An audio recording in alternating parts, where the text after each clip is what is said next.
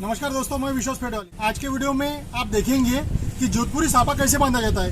दोस्तों, ये साफे का कपड़ा 10 मीटर लंबा है। मेरे साथ है मेरे अंकल जी गौरीलाल, ये बताएंगे आपको कि जोधपुरी साफा कैसे बांधा जाता है। चलो वीडियो शुरू करते हैं। दोस्तों, इस वीडियो को पूरा देखिए।